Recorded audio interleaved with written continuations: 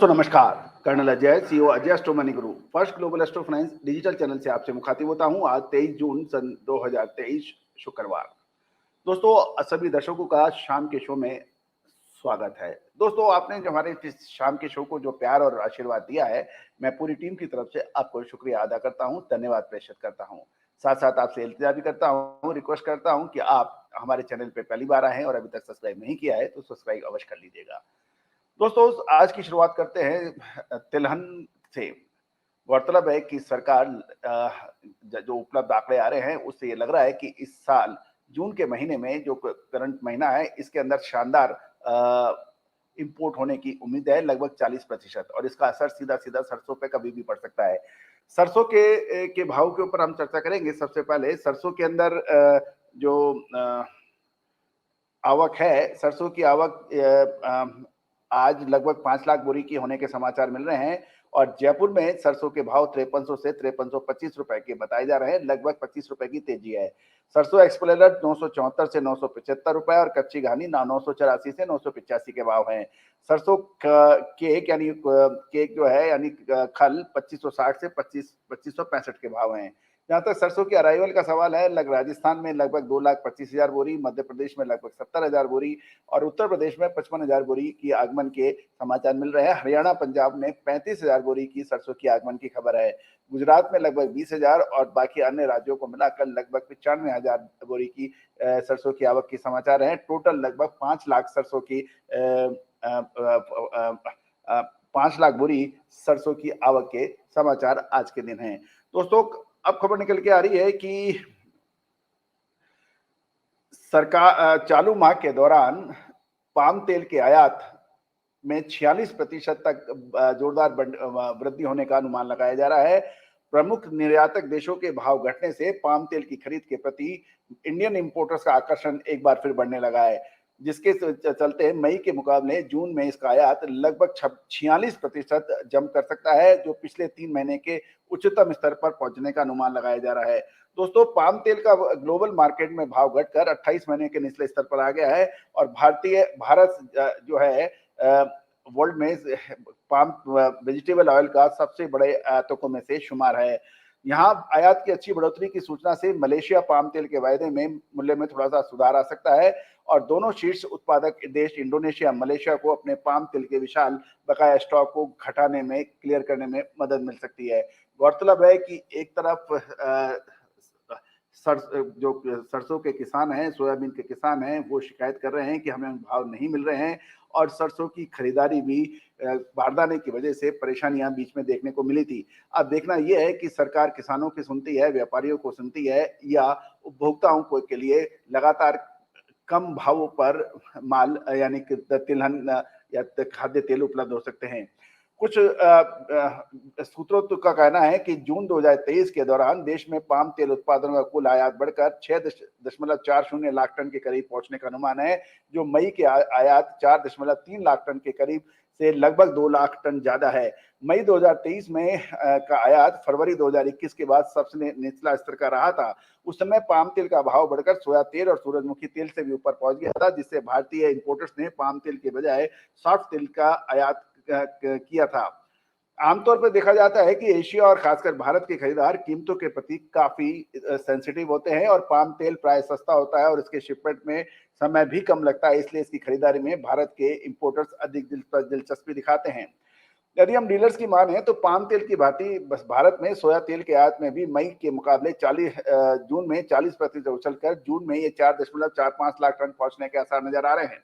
सूरजमुखी का आयात 19% घटकर 2.4 लाख टन पर सिमटने की संभावना है और लेकिन कुल मिला के मई में जून शिपमेंट के लिए सोया तेल के आयात का भारी सौदा हुआ था।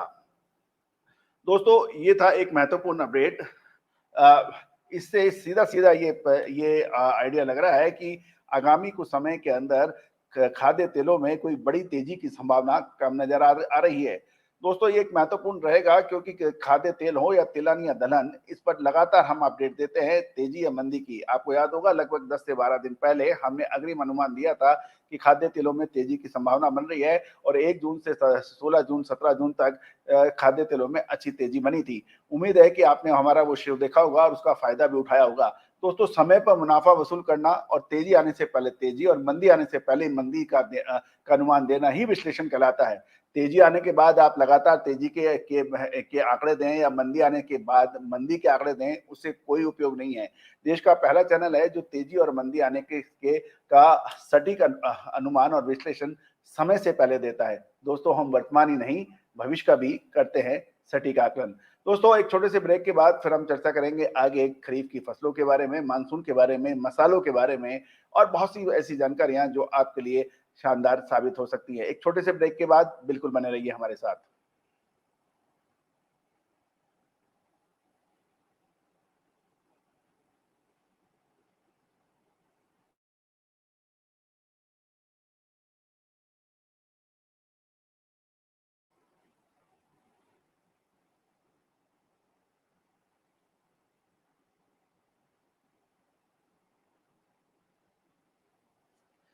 दोस्तों, वेलकम बैक।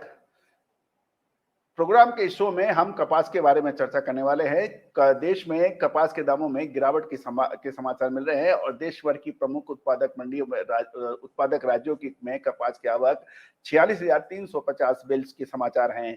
दोस्तों, गौरतलब है कि पिछले कार्य दिवस में 47,700 बेल्स की आवक हुई थी, जो घटकर 46,350 हो गई है। इसमें कुल आवक में देखें तो पंजाब एवं हरियाणा, ऊपरी और लोअर राजस्थान में लगभग 1350 गांठ की आवक हुई। गुजरात में 19,000 की बेल्स और महाराष्ट्र में 15,000 बेल्स की आवक के समाचार हैं आज। मध्य प्रदेश में 2,500 बेल्स और आंध्र प्रदेश और तेलंगाना में 3,500 बेल्स की आवक है और तमिलनाडु और कर्नाटक में 2,000 और कर्नाटक में लगभग 3,000 बेल्स की आवक है। तो कुल मिलाकर 46,350 बेल्स की आवक नजर आ रही है। दोस्तों, कॉटन के अंदर स्पिनिंग मिलों की यानी कताई मिलों की डिमांड कमजोर होने से दोपहर के बाद कॉटन के दाम गिर गए हैं और साथ ही उत्तर भारत के अंदर भी कॉटन के दाम कमजोर नजर आ रहे हैं। जहां तक दामों का सवाल है, इसके अंदर हम आपको ये चर्चा कर रहे हैं कि गुजरात कॉटन सीड S6 के भाव आपके सामने हैं। हाजी, धोलका, कांडी, ये सारे भाव आपके सामने नजर आ रहे हैं। और एक और महत्वपूर्ण ये भी चर्चा रहेगी कि गुजरात में कॉटन सीड S6 के हरीज के भाव 550 से 565, ढोलका 540 से 560, ये कॉटन सीड के भाव आप तक पहुंचाए जा रहे हैं। साथ साथ बटोड़ 555 से 565 के भाव हैं। कॉटन सीड V797 के भाव, एक मिनोले के भाव आप तक हैं। कड़ी 4,950 से 5,000, हरीज 4,700 के भाव हैं। अब गुजरात कॉटन बेल्स के भाव हैं। हरीज के अंदर 57,000 से 57,800, ये S6 के भाव आपसे शेयर हो रहे हैं। कड़ी के 57,500 से 57,700, साथ साथ बीजापुर के 56,500 से 57,000 और राजकोट में 56,500 से 57,000 के भाव हैं। सुरेंद्रनगर के अंदर 56,500 से 57,000 के भाव हैं। कॉटन बेल्स S97 के भाव कड़ी के अंदर 49,000 से 49,500 और ढोल का 48,000 से 48,500 के भाव हैं। गुजरात के अंदर कपास के भाव भी आपके सामने प्रदर्शित हो रहे हैं। इसमें 7,000 से 7,400 है। बदली के अंदर 7,000 से 7,200, राजकोट 7,250 से 7,500 है। कड़ी के अंदर 6,000 से 7,500 के भाव हैं। सुरेंद्रनगर के अंदर जो भाव दिखाई दे रहे हैं 7125 से 375 है। कॉटन वाश के भी भाव आप आज के जो है वो हम लोग लातूर में 845, धुलिया 850, अहमदाबाद 840 और कड़ी के अंदर 840 के भाव हैं। राजकोट में 840 के भाव हैं। कॉटन रिफाइंड 10 किलो के भाव लातूर 880, धुलिया 915, अहमदाबाद 900 के भाव हैं। तो दोस्तों, ये थे कॉटन की अपडेट। आने वाले समय में कॉटन के अंदर कोई बड़ी तेजी की संभावना कम नजर आ रही है। दोस्तों, अब हम चर्चा करेंगे एक चालू सीजन में खरीफ के धान दलहन व खरीफ की बुआई के बारे में। इसकी बिजाई पिछड़ गई है। गौरतलब है कि खरीफ के मानसून के डिले होने से खरीफ के सीजन में धान दलहन और तिलहन की बिजाई पिछड़ रही है और देश के कई हिस्सों में बारिश कम होने से खरीफ की फसलों की बिजाई में बाधा और नजर आ रही है। दोस्तों, मानसूनी बरसात सामान्य से कम होने के कारण चालू खरीफ सीजन के शुरुआती चरण में धान एवं तिलहन के साथ कपास की बुआई पीछे चल रही है। इस दौरान दलहन व मोटे अनाज की बुआई बढ़ने के समाचार हैं। यदि हम कृषि मंत्रालय की माने तो 23 जून तक देश भर में खरीफ की फसलों की कुल बुआई घटकर 129.53 लाख हेक्टेयर में हो पाई है, जबकि पिछले साल समान अवधि में इसकी बुआई 135.64 लाख हेक्टेयर में हुई थी। यदि भारतीय मौसम विभाग यानी आईएमडी ने 1 जून से 23 जून तक देश भर में सामान्य से 31% कम बरसात के समाचार दिए हैं। इसके दौरान 78.3 मिलीमीटर बारिश हुई है, जो सामान्य से 113 मिलीमीटर कम है, यानी 31% कम बारिश है। गौरतलब है कि हमने आपको अल नीनो के साथ साथ उससे पहले भी आपको अपडेट दिया था कि इस बार देर से बरसात आएगी और इसकी शुरुआत में परेशानियां हो सकती हैं। खरीफ की प्रमुख फसल धान की रोपाई चालू सीजन में घटकर 10.77 लाख हेक्टेयर में हो पाई है, जबकि पिछले साल समान अवधि में 16.46 लाख हेक्टेयर में हुई थी। तो धान की खरीफ के जो धान के फसल को बहुत अच्छी से नजदीक से ट्रैक करते हैं, उसको ध्यान रखिए। दलहनी फसलों की बुआई शुरुआती चरण में बढ़कर 6.54 लाख हेक्टेयर में हो चुकी थी, जबकि पिछले साल इसकी बुआई 6.30 लाख हेक्टेयर में हुई थी। अतः खरीफ दलहन के प्रमुख फसल अरहर की बुआई 62,000 हेक्टेयर, उड़द की 55,000 और मूंग की 3.83 लाख हेक्टेयर व अन्य दलहनी फसलों की 1.49 लाख हेक्टेयर में हुई है। तो दोस्तों, ये थी। अब तिलहनों के ऊपर बात कर लेते हैं। 9.21 लाख हेक्टेयर में तिलहनी फसलों की बुआई हुई है, जो पिछले साल समान अवधि में 9.52 लाख हेक्टेयर की तुलना में कम है। मोटे अनाज की बुआई खरीफ फसल के शुरुआती चरण में बढ़कर 18.95 लाख हेक्टेयर में हो चुकी थी, जो कि पिछले साल की समान अवधि में 13.38 लाख से बेहतर है। ये एक इंपॉर्टेंट बात है कि मोटे अनाज की बिजाई आगे चल रही है। जवार की बुआई चालू खरीफ सीजन में 31,000 हेक्टेयर में, बाजरे की 9.81 लाख हेक्टेयर में और मक्का की 7.59 लाख हेक्टेयर में हो चुकी है, जबकि पिछले खरीफ सीजन की समान अवधि में इसकी बुआई 54,000 हेक्टेयर, 2.26 लाख हेक्टेयर और 9.7 लाख हेक्टेयर में ही हुई थी। कपास की बिजाई की बुआई चालू खरीफ में घटकर 28.29 लाख हेक्टेयर में हो चुकी है, जो पिछले साल की समान अवधि में 32.67 लाख हेक्टेयर में हुई थी। यानी 32 लाख हेक्टेयर के मुकाबले कपास के साथ मात्र 28.02 लाख हेक्टेयर में हुई है। गन्ने की बुआई चालू खरीफ सीजन में बढ़कर 50.76 लाख हेक्टेयर में हो चुकी है, जो पिछले साल की समान अवधि 50.74 लाख हेक्टेयर में से के बिल्कुल नेक टू नेक है। लेकिन महाराष्ट्र और कर्नाटक के अंदर गन्ने की फसल को 15% से अधिक नुकसान होने की संभावना जताई जा रही है, क्योंकि वहां पर पानी नहीं है और वहां पर बरसात भी कम हो रही है। तो दोस्तों, ये था चालू खरीफ सीजन के पर एक चर्चा। अब एक छोटे से ब्रेक के बाद करेंगे मसालों की और बाकी आगे शो की। बिल्कुल बने रहिए हमारे साथ।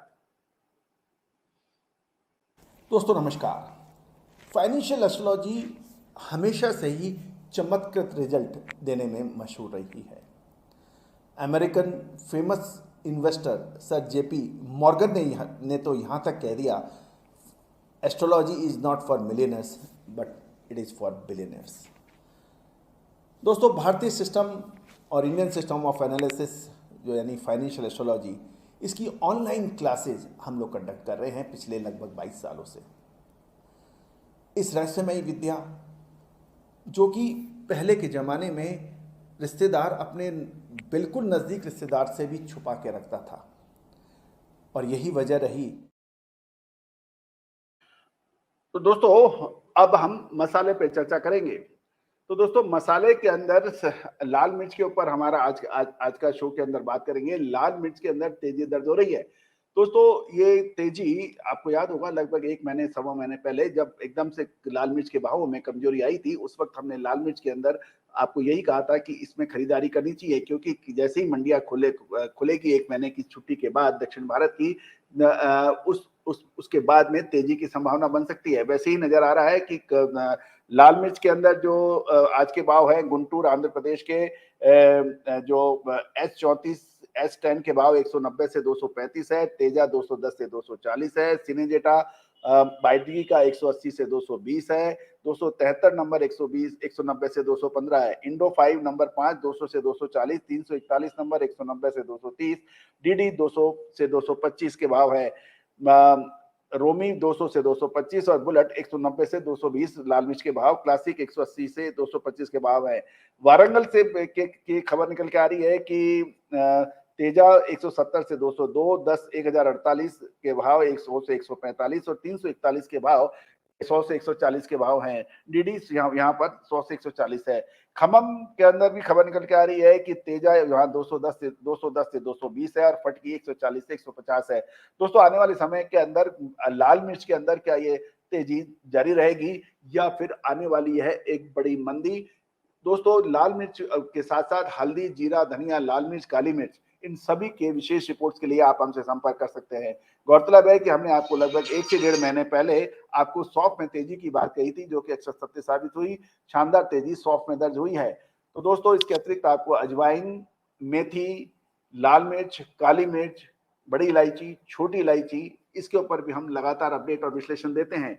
बड़ी इलायची के अंदर आपको हमने एक अपडेट दिया था, उसके आज बड़ी इलायची में भाव तेज नजर आ रहे हैं। छोटी इलायची के अंदर भी भाव सामान्य से तेज नजर आ रहे हैं। तो दोस्तों ये था आज कृषि समाचार। अब मैं आपके लिए तुषार जैन को आमंत्रित कर रहा हूं, जिनकी कल की जबरदस्त कॉल आपको याद होगा कि कॉपर पे इन्होंने अपना कॉल दिया था और कॉपर के भाव बुरी तरह से नोज डिप हो गए, यानी धड़ाम से नीचे गिर गए। तुषार जी, आज शुक्रवार है और अगला सप्ताह सोमवार को आपका क्या विश्लेषण और आकलन है? कुछ आपकी गणनाएं हमारे दर्शकों के लिए क्या हो सकती है आज? तुषार जी। नमस्कार, मैं तुषार जैन, CFO और रिसर्च हेड जयस टू मनी गुरु और तुषार ग्लोबल सर्विसेज.com की तरफ से आपका स्वागत करता हूँ। आज 23 जून सन 2023। कल के एपिसोड में हमने कॉपर के बारे में, बैंक निफ्टी के बारे में आपसे कहा था और दोनों ही में अच्छा खासा गिरावट देखने को आज के सेशन में भी मिला। कॉपर के अंदर लगभग 1.5% की गिरावट एक तरफा देखने को मिली। तो उम्मीद है आपको हमारा एनालिसिस अच्छा लगा होगा। और बैंक निफ्टी में भी वॉलेटिलिटी के साथ साथ अंत में बैंक निफ्टी रेड के अंदर ही गिरावट के साथ ही बंद होते हुए दिखाई दिया। तो उम्मीद है आपको हमारा एनालिसिस अच्छा लगा होगा। अब हम चर्चा करेंगे आज के एपिसोड में क्रूड ऑयल यानी कि कच्चे तेल के बारे में। पिछले हफ्ते काफ़ी मॉनेटरी पॉलिसीज के काफ़ी नतीजे देखने को मिले। यूएस फेडरल रिजर्व ने भी नेक्स्ट मीटिंग्स के अंदर रेट हाइक्स की आशंकाएं जताई है। इसी के साथ ही बैंक ऑफ इंग्लैंड ने भी थर्सडे को 50 बेसिस पॉइंट्स से अपने इंटरेस्ट रेट हाइक की है और हाई इन्फ्लेशन के चलते।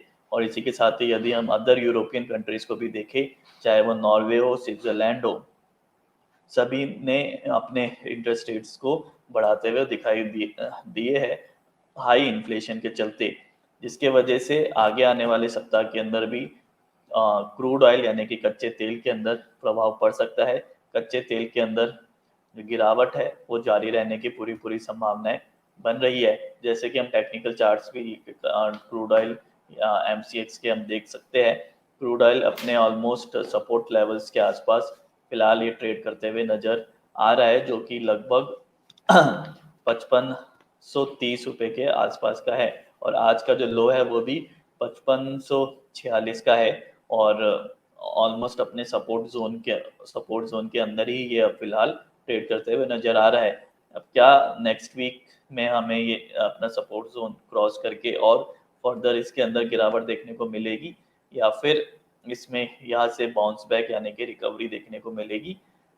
यदि हम ग्लोबल सेंटिमेंट्स को पर नजर डालें तो हम देख सकते हैं कि क्रूड ऑयल के अंदर फिलहाल छोटी अवधि के अंदर सतर्कता बरतने की ही सलाह रहेगी। कोई भी बड़ी लॉन्ग पोजीशन फिलहाल वीकेंड में कैरी कर ना चले तो बेहतर रहेगा और क्रूड ऑयल यानी कि कच्चे तेल के अंदर मुनाफा वसूली जारी रहने की पूरी संभावनाएं बन रही है। तो तुषार जी का कहना है कि तुषार जी ने कल हमारे दर्शकों के लिए कॉपर और बैंक निफ्टी पे बात की थी। शानदार गिरावट कॉपर में भी नजर आई और बैंक निफ्टी के अंदर उतार चढ़ाव के दौरान शानदार बाद में गिरावट भी बनी। आपको याद होगा कि तुषार जी ने पब्लिक सेक्टर बैंक्स के ऊपर भी आपको एक अपडेट दिया था 2 दिन पहले, एडवांस में दिया था। देखिए तेजी आने के बाद तेजी और मंदी आने के बाद मंदी तो कोई भी कह सकता है, लेकिन विश्लेषण वही है जो आप तेजी और मंदी आने से पहले आप अपना विश्लेषण दें। आप हमारे चैनल पर पीएसयू बैंक यानी सरकारी क्षेत्र के बैंकों के ऊपर तुषार जी का एक एपिसोड है, उसको बहुत ध्यान से सुने, एक बार दोबारा चेक करें और उसके बाद देखें कि आप बैंक ऑफ बड़ौदा हुआ या बंधन बैंक हुआ या एसबीआई जैसे बैंकों ने उसमें गिरावट दर्ज हुई, जबकि वो अच्छी तेजी पहले दिखा रहे थे। साथ साथ कॉपर के अंदर भी अपडेट दिया था और आपको याद होगा कि सप्ताह की शुरुआत में हमने कॉपर और कच्चे तेल पर गिरावट की बात कही थी, जो कि अक्षरशः सत्य साबित होती नजर आई है। तो दोस्तों, यदि आप भी चाहते हैं कि आप कमोडिटीज में दूसरों से आगे रहें, अग्रिम विश्लेषण आपको लगातार अपडेट मिलता रहे, तो उसके लिए आप हमारी पेड सर्विसेज की तरफ भी आप हमसे बात कर सकते हैं। नंबर स्क्रीन पे दिए गए हैं, इन नंबर को ध्यान से सुनिए, समझिए और इसको नोट कीजिए। आप हमसे चर्चा कर सकते हैं, बातचीत कर सकते हैं। दोस्तों याद रखिएगा, व्यापार और व्यवसाय उसमें अग्रिम अनुमान का सबसे महत्वपूर्ण नंबर स्क्रीन पे है, आप एक बार नोट एक बार दोबारा कर लें। व्यापार हो या व्यवसाय, इसमें अग्रिम अनुमान का ही सबसे अधिक फायदा होता है और जिसके पास अग्रिम अनुमान है, जिसका अग्रिम विश्लेषण है, वही बाजार में सबसे आगे रहता है। तो दोस्तों आप चर्चा कर सकते हैं, बातचीत कर सकते हैं। एक और महत्वपूर्ण बात, ये सभी जानकारियां आपको ट्रेनिंग, एजुकेशन और रिसर्च पर्पज के लिए आप तक पहुंचाई जा रही है। किसी भी प्रकार का लाभ हानि का जिम्मेदारी हमारा चैनल नहीं रहता है। और एक इंपॉर्टेंट डिस्क्लेमर्स भी है, we don't have any personal holding और any of the commodity or stocks discussed in this show। तो इंपॉर्टेंट डिस्क्लेमर है दोस्तों। एक और महत्वपूर्ण बात कि ऑनलाइन फाइनेंशियल एस्ट्रोलॉजी कोर्स हम कंडक्ट कर रहे हैं शनिवार और रविवार को, यानी ऑनलाइन क्लासेज हैं। आप सेलेक्ट कर सकते हैं रविवार या संडे को। इसमें stock market, Boolean, oil, metals, currency और एग्रो कमोडिटीज पर किस तरह से विश्लेषण हो सकता है, इसमें किस तरह से आगे की विश्लेषण जो हम आपको करके दिखाते हैं वो आप भी सीख सकते हैं, आप भी कर सकते हैं। उसके लिए भी आप हमसे संपर्क कर सकते हैं, नंबर स्क्रीन पर दिया गया है। दोस्तों आज के लिए बस इतना ही। आपका प्यार और आशीर्वाद हमारे चैनल पर लगातार रखिए। आपका अपना कर्नल अजय और मैं और तुषार जैन के साथ मैं आपसे विदा लेता हूं। All the very best, good luck.